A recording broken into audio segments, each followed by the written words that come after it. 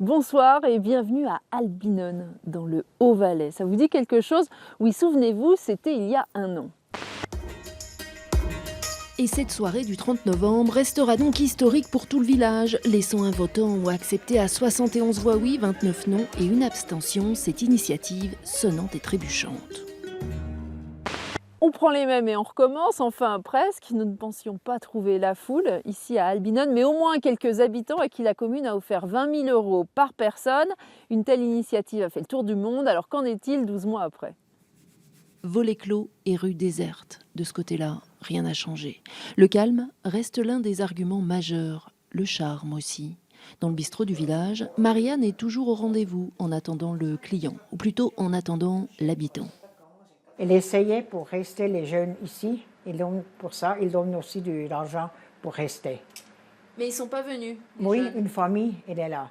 Et puis il y a encore, je crois, 5 ou bien 6 personnes qui veulent faire acheter une maison ou bien rénover une maison. Ça c'est bien quand les jeunes restent ici, ça c'est très bien. Les 240 habitants ne regrettent pas leur décision d'offrir 20 000 € à toute personne suisse qui viendrait s'installer en famille. Car ici, cela reste le sujet de conversation du haut en bas du village. Mais les jeunes veulent rester en bas à cause de travailler. Hein. Ici, c'est pas assez de travailler. Hein. Dans le petit supermarché communal, on a vu défiler les curieux. Depuis un an, Pierre-André joue même le rôle de conseiller de VRP du village. Il y a beaucoup de gens qui sont venus, qui n'ont pas bien compris les conditions qu'il y avait derrière. Puis voilà, ils ont dû repartir parce qu'ils avaient soi-disant pas le bon permis ou la nationalité ou bien pas d'argent à investir. Il y avait vraiment des familles avec femmes, enfants et tout, valises faites, qui sont arrivées ici, puis voilà, qui remplissaient pas les conditions, alors qu'on a dû malheureusement renvoyer chez eux. Mais en partie, le but est atteint parce qu'on a quand même eu 4 ou 5 parties qui ont pu profiter de ce système. Et puis, il y en a encore 2 qui sont suspendus. Alors, on est sur le bon chemin. C'est clair qu'on n'est pas encore au but parce que le but, c'est de rouvrir l'école. Tout est pourtant déjà organisé pour accueillir les futurs élèves. Maxi Paquet pour Maxi Famille et bonheur assuré ici depuis un siècle sur le tourniquet des cartes postales. De quoi peut-être convaincre cette famille tout juste débarquée à Albinon après 4 heures de voyage. La route qui mène jusqu'ici, c'est quand même...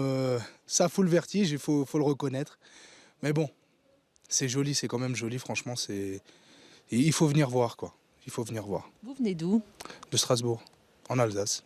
Vous seriez prêt, vous, juste là, vous venez de... C'est votre premier coup d'œil, hein, je crois. Oui, c'est ça, on est juste venu voir, quoi, jeter un coup d'œil, voilà, quoi. C'est pas sûr, c'est juste comme une information. Ça va. Quelques pas dans les rues escarpées du hameau et leur décision est prise.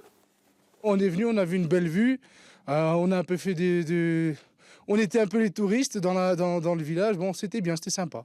Retour à la maison? Retour à la maison. Sans les 70 000 francs suisses alors? Oh, 100. Sans argent, mais paraît-il qu'il ne ferait pas le bonheur, même ici. Tout de suite, petit tour de l'actualité chez nos voisins italiens et suisses. Nouvelle démonstration de force des CITAV. Les citoyens, les élus de droite ou de gauche favorables à la construction du TGV Lyon-Turin s'étaient à nouveau donné rendez-vous en plein cœur de Turin samedi dernier. Une seconde démonstration de force après la grande première du 10 novembre où 40 000 personnes déjà avaient protesté contre la volonté du gouvernement de Rome d'enterrer le projet. Parmi les manifestants, plusieurs dizaines d'ouvriers employés sur le chantier italien de la future ligne et qui ont été licenciés faute de signature du ministre des Transports sur les appels d'offres indispensables pour poursuivre les travaux. Il y avait bien 2 Suisses jeudi matin sur les marches du Palais fédéral à Berne. Celle plus conservatrice, venue déposer ses signatures pour organiser le 19 mai prochain un référendum contre les restrictions au port d'armes. Et puis la Suisse plus progressiste, venue à Berne déposer elle aussi ses signatures pour le 19 mai, mais pour organiser une votation contre le paquet fiscal du Conseil fédéral, accusé de créer de nouvelles niches pour les plus fortunés. Au final, objectif rempli pour les 2 mouvements, les Suisses voteront bien sur ces 2 thèmes au printemps prochain. Des images qui sentent bon le carnaval pour finir. Celle du passage de témoin entre les contes de Chaland de l'an dernier et ceux du carnaval 2019. Chaque année, en effet, 2 habitants des environs de Verrès sont désignés pour endosser les habits et le rôle de Catherine de Chaland et Pierre d'Intro, 2 seigneurs locaux qui au XVe siècle avaient choisi de descendre de leur château pour venir danser au beau milieu de leur sujet. Les 2 nouveaux élus seront présentés en costume lors de l'ouverture du carnaval le 2 mars prochain.